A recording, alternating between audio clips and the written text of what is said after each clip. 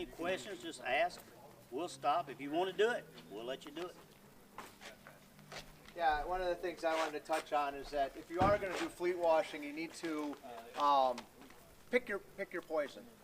It's going to be really hard for you. It's one thing when you're doing it, you can have different levels of clean, but if you have employees that you're training to do it, you should have one basic standard of clean. We, in what I do, we wash a lot of large fleets, 100, 200, 300 trucks. The smallest fleet I think we have is probably like 20 units. And by a unit, I say this is a unit. If this was a tractor and a trailer, that would be 2 units. So our price point is going to be way lower because of the bulk washing we're doing versus Steve that might be washing 5 or 6 units at a site and get $75 to $150 a unit or more. But he's brushing everything, he's detailing everything, he'll polish the chrome, he may be putting tire shine on, it just sort of depends. He does a different level of clean. So any type of fleet washing thing that you're doing, you need to determine where you want to be. I've always liked just going. How many can I do? And I like to say that we give a $30 wash for $25 or a $40 wash for $25. We give you a good quality wash. It's going to be very consistent, and we're going to be there. And people will say there's no money in fleets, but there is money in fleets. It's just because you're charging $15 to wash a truck doesn't mean you can't make money. You got to be efficient, and you got to have volume to do it. But if you wash 10 trucks at $15 this week, that's $150 on a job. Now you're going to come back in 2 weeks, and it's another $150. And then you're going to come back in 2 weeks, and it's another $150, and so on and so on. How long does it take you to wash 10 trucks? Less than an hour. How are you going to wash them? I'm not talking. There's another question to ask. How are we washing them? What are we doing? What is our standard? To me, the number one rule of thumb on fleet washing is if you do it, and I think Mark and Paul agree, if you come in here and you wash this truck today, whatever you do today, you got to do it the next time you wash it. Yep. If you've got a guy that comes up and just takes a rag or something, just wipes a spot off that mirror, then next time you wash it, you better wipe that mirror off because they'll be watching you and they want that. You just be very consistent every single time to make sure that they know what they're getting. What are you getting? What are we paying for? I'm not going to come out and detail the truck to get the job and then come out and over the next 6 weeks do a terrible job and get fired because then you're gone. And it does matter. Like, we have trucks that are like this. Then you have them that have the chrome wheels. So yeah. Right. Everything matters. So you can see this stuff here, Scott. This is called rust. We have this all over up here. You don't have that in Phoenix. They have a lot of chrome and simulators, and stuff like that. So they don't deal with stuff like that. That's why that type of cleaning in the fleets we do, it's more like that. Owner operators, people might spend, more money where he is, where they own their trucks and it's a smaller fleet and they really want them detailed and they spend a lot of time shining and polishing. We have those people here and they want a lot more and a lot more time for the trucks and that's just not my wheelhouse. That's not what we go after. We could do it, but we choose not to. Just like if you're a house washer, and you may not choose to do roofs, or you may not choose to wash decks. That's just, you do what you do, and that's, decide what you want to do, follow that program, and stay with it and be consistent. So. Let's get started. All right, so what we're going to do is Steve's going to show you how he brushes, buffs, and shines this truck here. So he'll be working on that the rest of the day.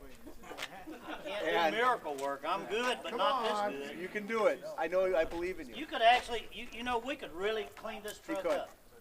We will take trucks that Paul's seen pictures. We'll take trucks that's got 1 million miles on them. That look like this. And they'll be burned up.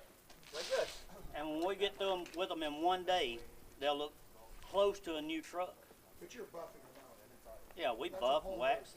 Yeah, well, I mean, that's my way of washing. That's the reason I said we do it different. I used to do that. I've never two-step trucks. I have trailers, but never trucks because I just never did. I've always had shiny trucks and all. And it's, to me, if this truck had polished tanks and rims on it, and I don't see how you can two-step it. Can't. I don't think you can. I say you can't.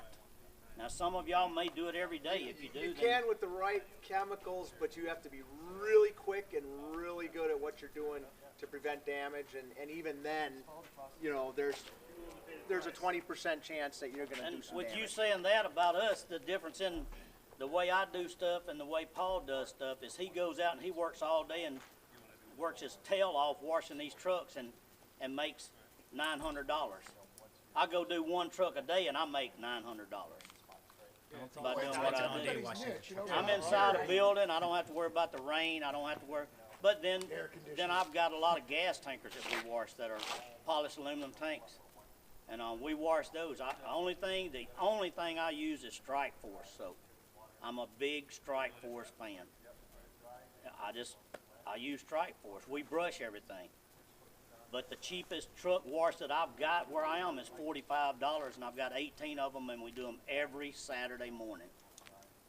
Then I've got gas tankers that, I'm not going to go into all my prices, but I've got gas tankers that we wash. We get $145, and we wash them every 2 weeks. That's $145 a truck.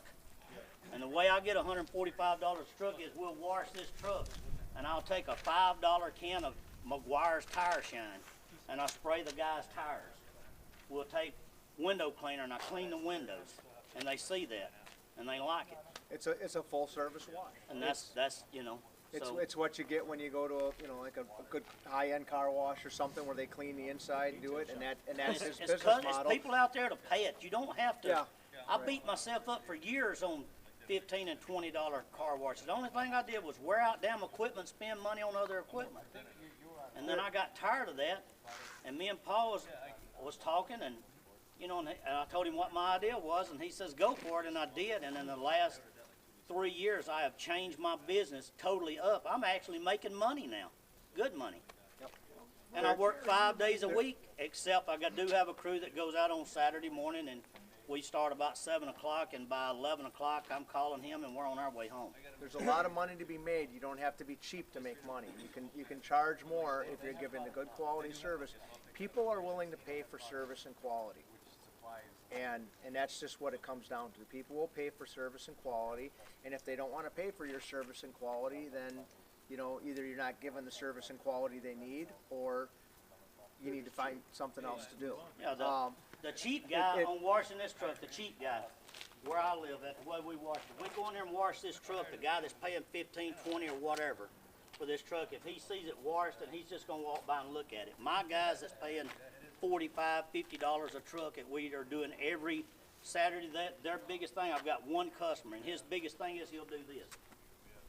He'll walk up and look behind the front bumper. Every time he walks by, he'll look up, you know.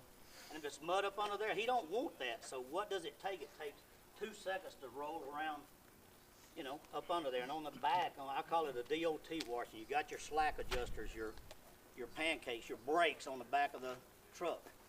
If you can go by there and look down on the frame and see that, if you'll wash that off, that's a DOT washing. That's $15 more for that washing. Yep. Just little things Springs. like that. Any little springs, the frames, you know. Springs, oil hubs, so they can see if they got the sight glasses in here. That's a key point.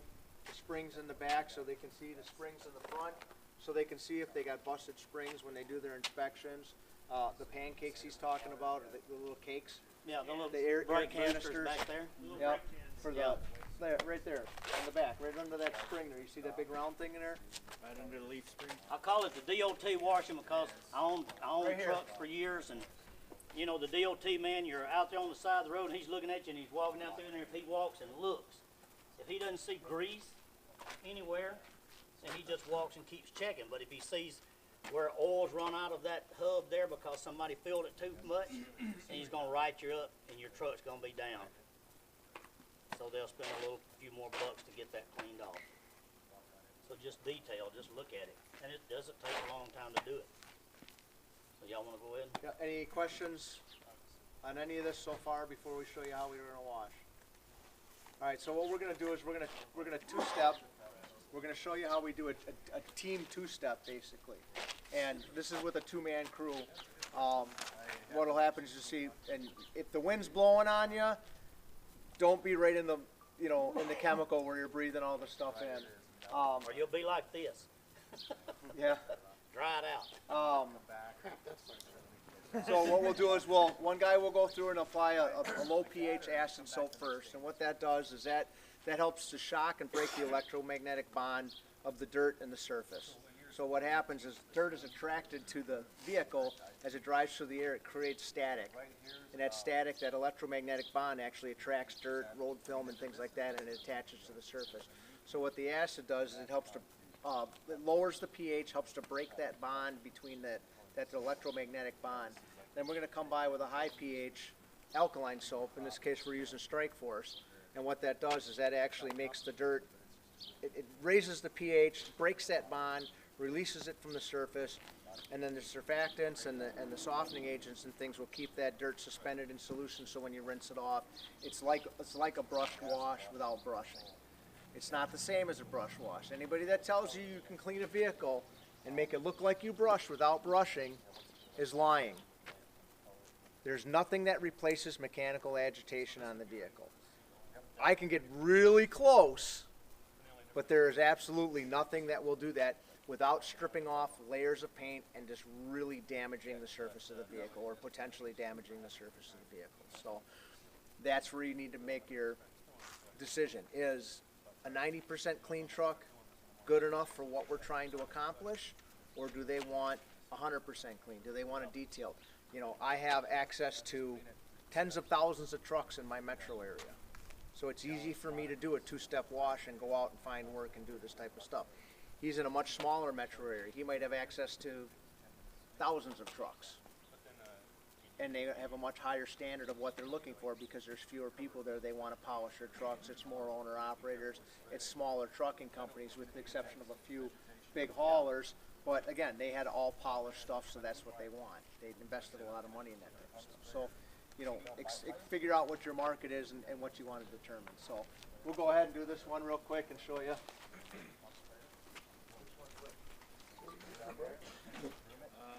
Well, like aluminum bright?